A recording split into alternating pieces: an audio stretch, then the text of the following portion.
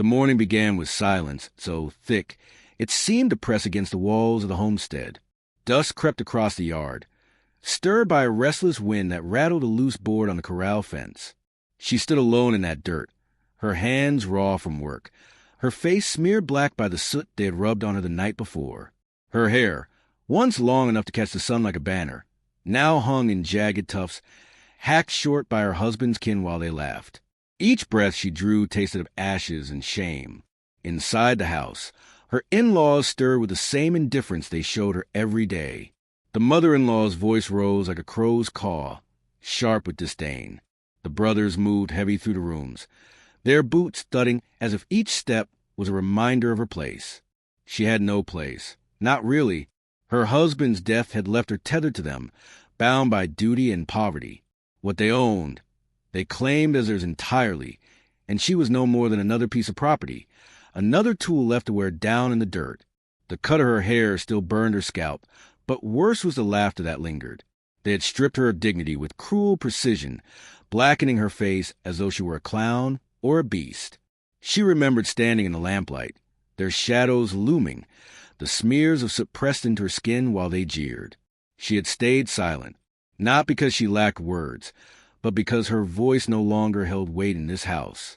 Silence was her only shield. The prairie mirrored her life, endless, empty, unforgiving. Fields once green had turned brittle, stalks snapping in the dry wind. Coyotes crossed a ridge at night, their cries echoing across the land, scavengers searching for scraps. She thought of herself in their voices, of how the world had left her hollow and wild, surviving on what little remained. She worked, she endured, she drew breath when she did not wish to, but nothing of her belonged to her any more. That afternoon the sound of hooves broke the monotony. A figure appeared on the horizon, a lone rider cutting to the glare of sun and dust. He came slow, steady, a silhouette that grew with each passing second until the shape of him and the horse was unmistakable. He did not carry the air of lawmen or kin. There was something in the way he sat the saddle, loose but unyielding, as though he had no master and no need for one. The brothers shuffled out to meet him, their laughter sharp and mocking. She wiped her face on her sleeve, smearing the soot but not removing it. The rider's gaze fell on her almost at once. His eyes did not flick away.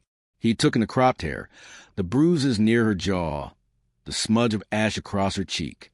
He said nothing for a long while. The dust swirled between them, the silent heavy, until his voice cut through with a tone flat and steady. "You're coming with me." The brothers barked laughter. One spat into the dirt. The other clapped his knee, as if the line were the finest joke he had ever heard. The mother-in-law crossed her arms and called him a fool. Yet the rider did not blink, did not turn his eyes from her. He said it again, low and unbending. "You're coming with me." The words struck harder than the laughter, harder even than the cruelty she had endured. No one had spoken to her, as if she mattered in a long time. Yet terror curled through her.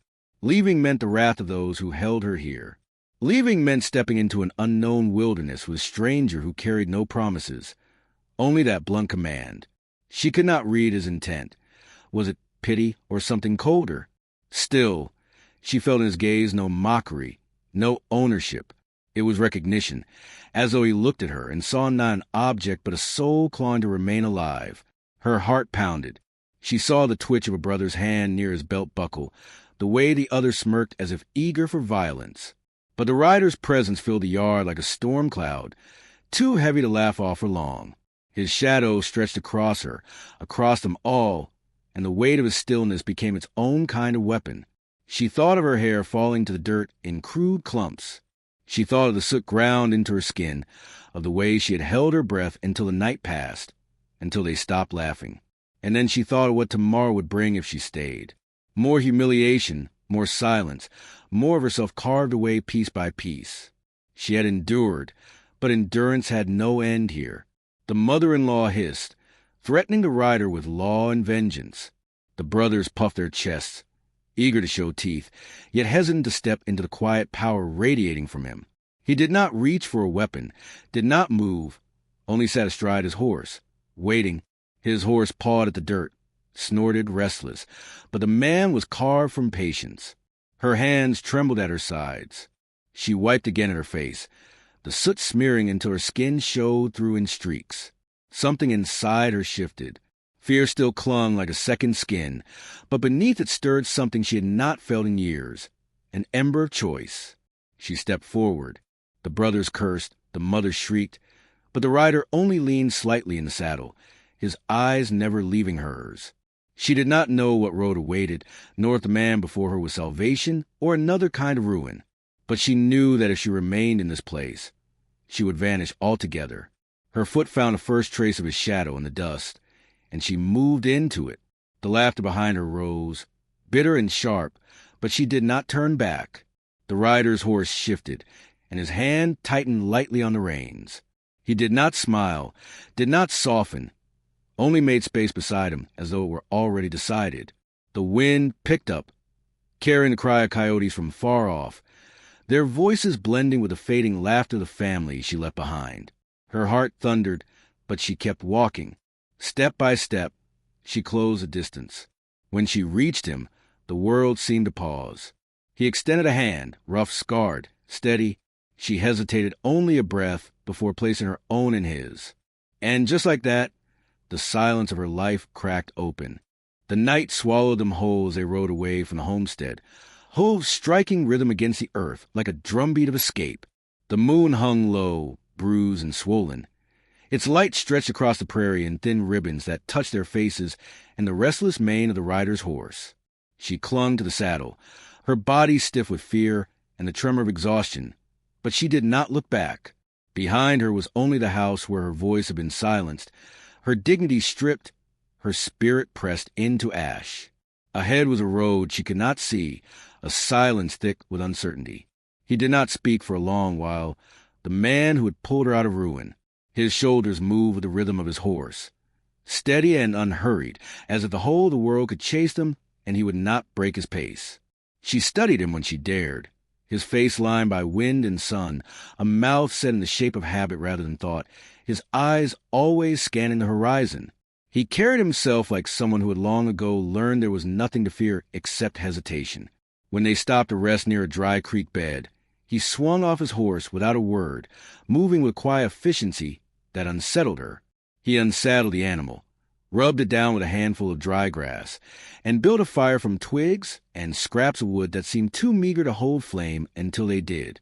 She sat a few feet away, her hands folded tightly in her lap, her hair falling uneven across her face. The soot had smeared to her collar by now, the humiliation clinging even as the night wind cooled her skin. Only when the fire began to crackle did he glance at her. His eyes did not linger long, as though he knew she could not yet withstand the weight of anyone's gaze. He handed her a strip of dried meat, rough and tasteless, but she ate it as if it were the first real food she had had in weeks. She murmured thanks, though the word was barely audible. He gave no reply, only settled himself with his back against a stone, hat pulled low, the firelight sketching shadows across his scarred hands. The silence stretched. It was not cruel like the silences of her in-laws, filled with waiting judgments and sudden blows. This silence was vast, unyielding, but it did not demand her submission. It asked nothing. For the first time, she realized she could feel it as she chose. The thought startled her. She said nothing still, yet her breath came easier for knowing she could. Sleep tugged at her, but every time her eyes closed she saw flashes. Her hair falling to the floor in rough tufts, her skin blackened beneath their mocking hands, their laughter ringing. She clenched her fists until her nails dug into her palms, and the sting grounded her. Across the fire, the man had not closed his eyes. He sat watchful, rifle laid across his lap, as though he expected trouble to arrive at any moment. Perhaps he was right. She did not sleep at all before dawn. By morning, her body felt as if it had been beaten anew, but she swung into the saddle with a determination she had not possessed the day before. The land spread before him in ochre and gray, mesas rising like broken teeth against the horizon. The wind cut cold across her face, tangling the rough edges of her hair. She tried to match her breathing to the rhythm of the horse's stride, steadying herself with each step forward. The man spoke only once before noon. Keep low if shooting starts. His voice was deep, stripped of softness, but the warning was not cruel. It was practical, an acknowledgment of the danger that followed them. She did not need him to explain.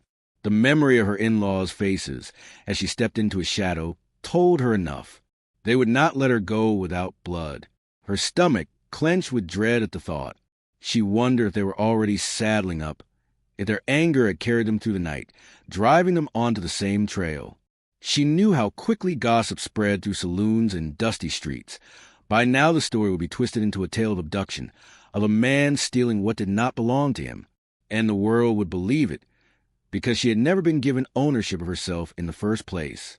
When they paused again at midday, the sun glaring high, she finally asked, "Why did you come?" The word surprised her, carried on a voice she had not meant to use. He looked at her as though considering the weight of silence against the weight of truth.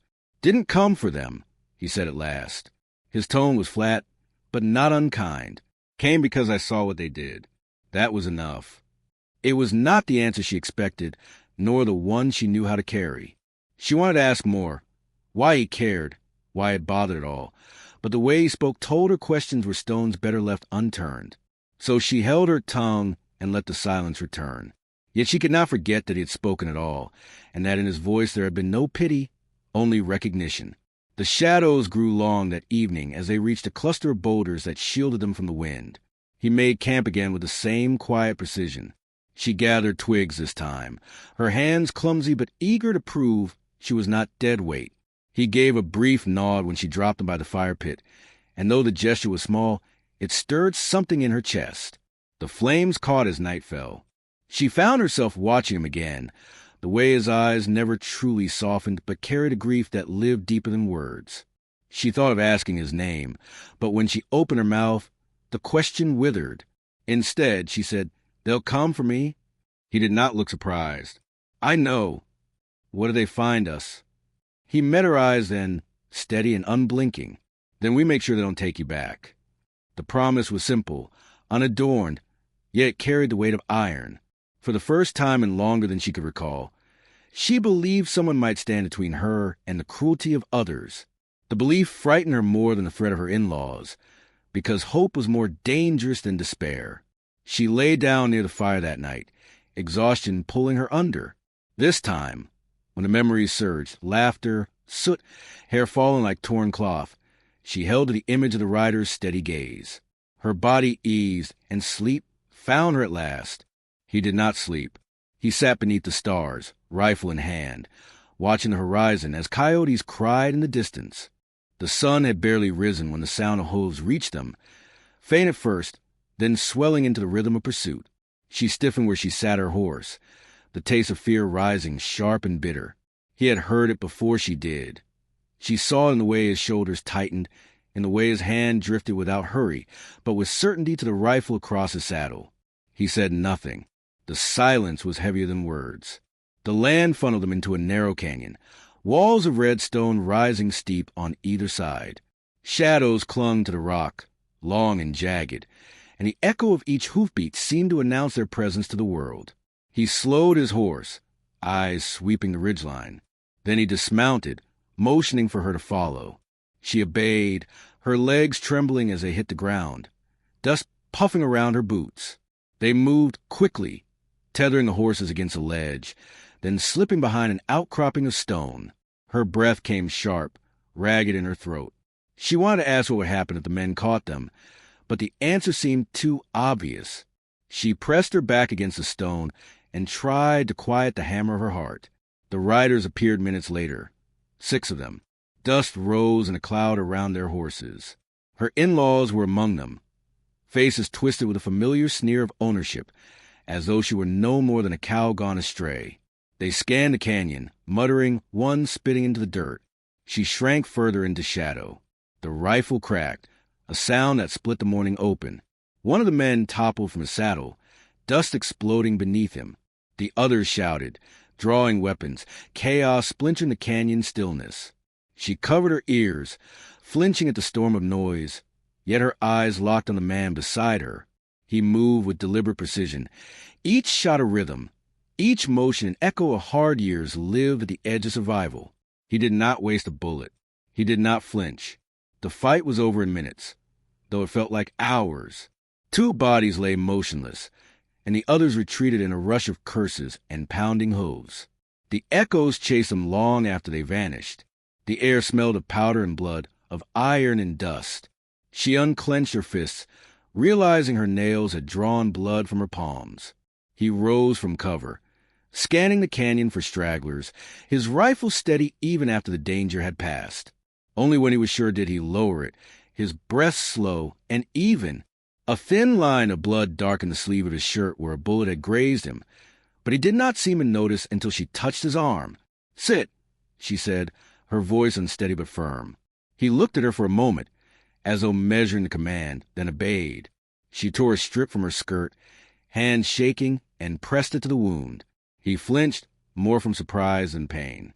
Up close she saw the lines carved deep into his face, the scars old and new, the way his eyes had grown accustomed to violence, yet carried no joy in it.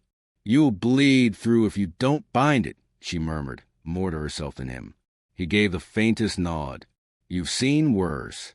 Her hands froze. He was right. She had seen worse, lived worse. But this was different. Not cruelty for its own sake, not humiliation dressed as authority. This was survival.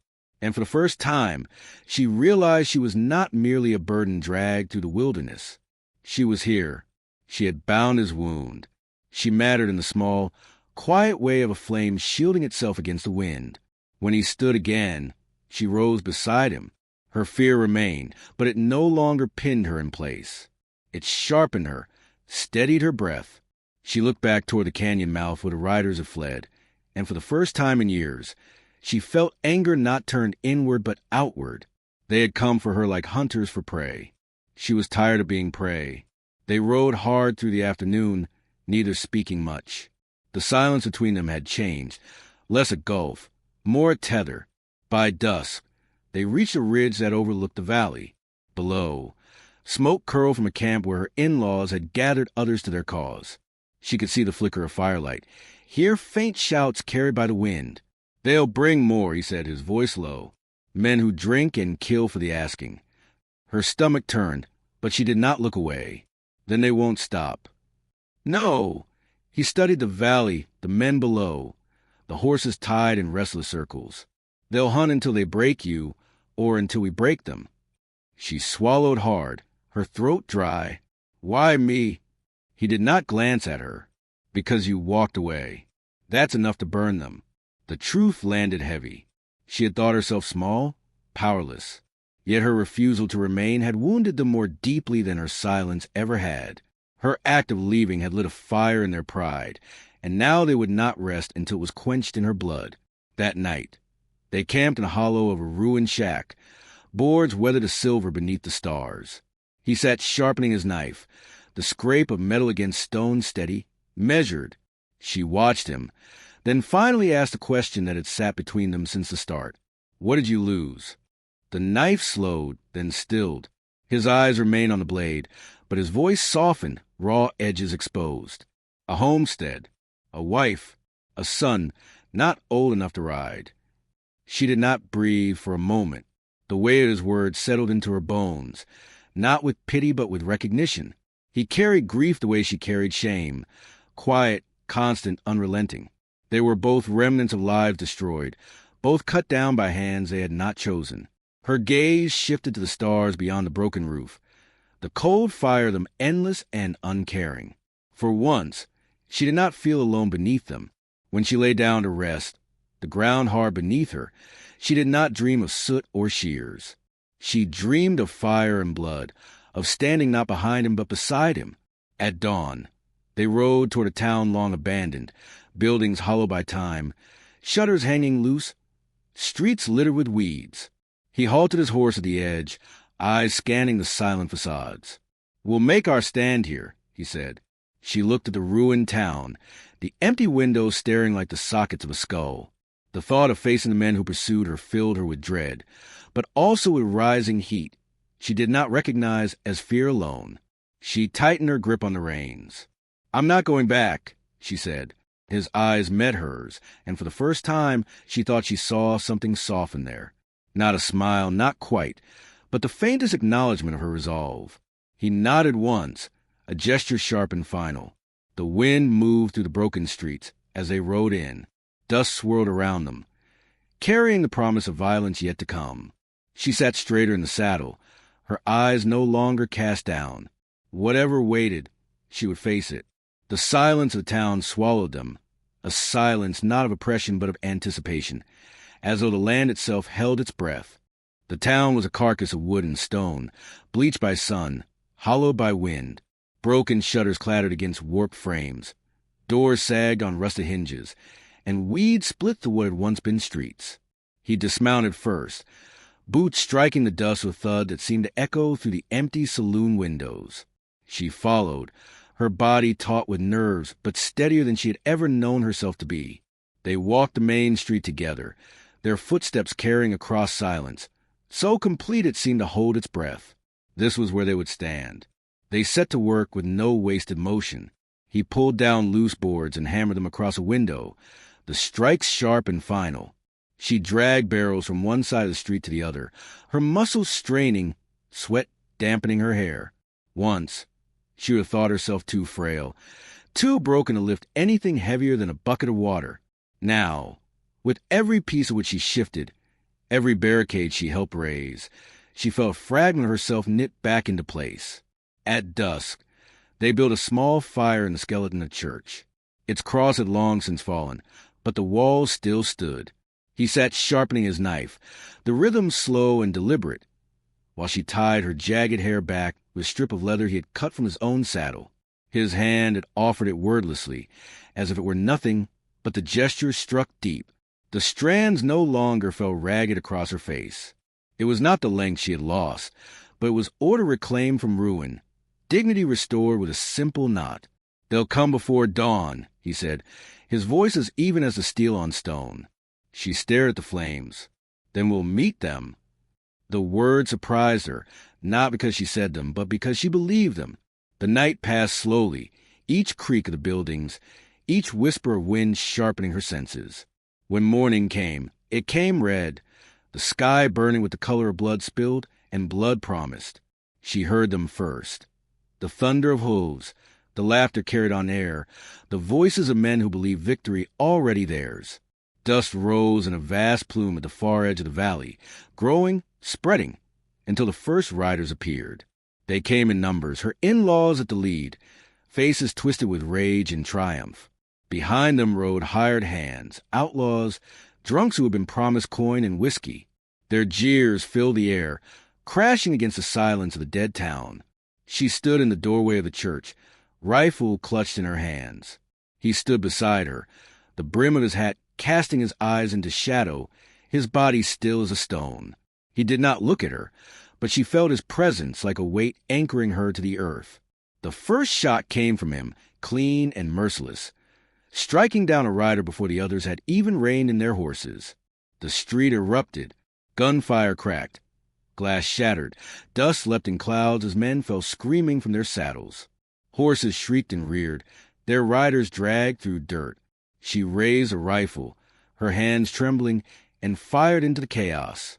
The recoil slammed her shoulder, but the bullet found its mark. A man collapsed, and for a moment she could not breathe. She had taken a life. But then another rider aimed at the church, and she fired again. The shot was truer, steadier.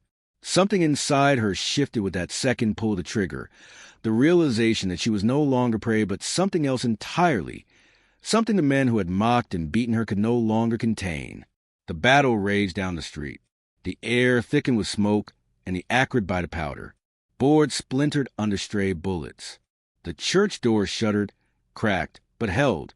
He moved with grim precision, each shot deliberate, his body an instrument honed by loss and survival. She matched his rhythm, her fear receding into something sharper, anger, resolve, defiance. When the smoke thinned, fewer riders remained. Yet her in-laws still stood, the eldest brother dismounting with a snarl. His face twisted with recognition as he saw her aiming at him, his laugh a broken sound in his throat. He spat into the dirt, then charged. The fight collapsed into brutal nearness. The brother swung his rifle like a club, splintering wood as it struck the doorway. She stumbled back, breath caught, but he surged forward. The rancher met him in the street, fists colliding with flesh, bodies slamming into dust. The struggle was raw, stripped of finesse. Grunts, curses, the crack of bone against bone. She raised her rifle, hands shaking, but the two men twisted together, too close to separate target from ally. The eldest brother drove the rancher into ground, hands clutching for his throat. She saw the strain in the rancher's face, the flash of desperation. He did not show in his eyes.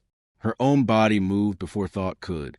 She stepped into the dust, seized a broken board, and swung with every ounce of strength she possessed.